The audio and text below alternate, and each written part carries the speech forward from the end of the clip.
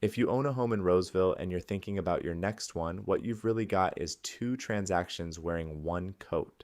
And before you tour a single house in Fiddyment Farm or Blue Oaks, the question worth answering isn't which house, it's which order. So let me walk you through the 4 realistic ways to do this and what each one actually costs you. Here's why timing feels tighter here than people expect. The typical Roseville home goes pending in a median of 13 days. That speed works in your favor as a seller and against you as a buyer at the exact same time. And that median hides a genuinely split market. In May, 41% of sales closed above list price and 41% closed below it. That's a coin flip. So any plan that assumes your home sells fast at list on your schedule is built on a midpoint, not a guarantee. Option 1, sell first. Cleanest money, hardest logistics. You know exactly what your proceeds are, you're not asking anyone to accept a contingency, and your offer competes like a buyer with nothing to sell. The trade-off is you may end up homeless on paper. Average Roseville rent is over $2,600 a month, and furnished short-term costs more. You're moving twice, storing furniture, and shopping under a deadline, which is exactly the pressure that makes people overpay for a house they only half want.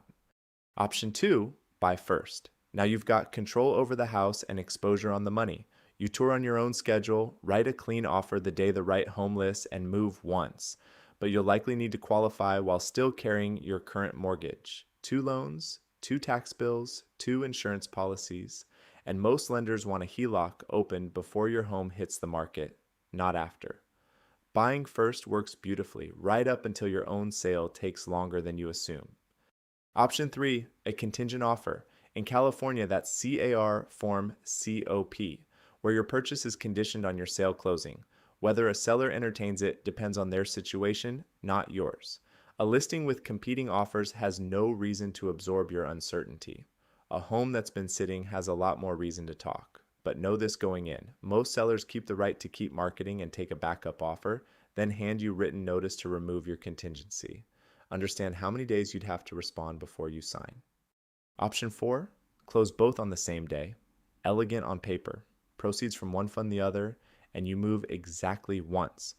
It also has the most moving parts of anything here. 2 escrows, 2 lenders, 2 title companies, every deadline stacked. One delay breaks 2 deals. So negotiate a rent back up front.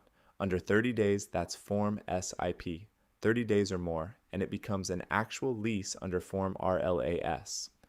Here's where this gets concrete. Sequencing isn't an abstract preference. It has a dollar figure attached because the gap you're trying to bridge is the gap between 2 specific neighborhoods. Citywide, the typical Roseville home value is about $652,000. For a move-up buyer, that number is nearly meaningless.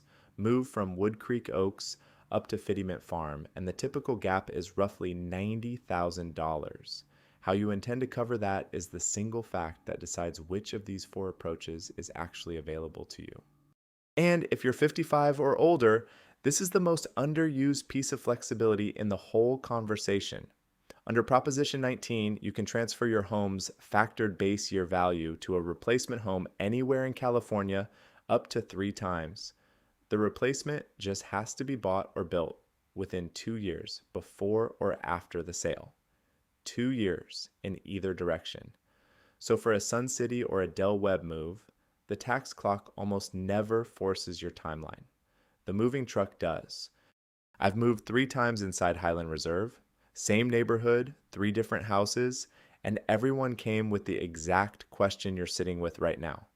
What I took from doing it 3 times is that the anxiety isn't really about the paperwork.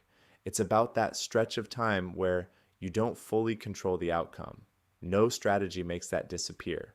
What a good plan does is make sure that if something slips, you're inconvenienced instead of stuck. So when clients ask which approach is safest, I've stopped answering directly. The better question is which risk you're actually set up to carry. If you want to talk through yours, the full written breakdown is linked below. I'm Jeff Goolsby with the Goolsby Group.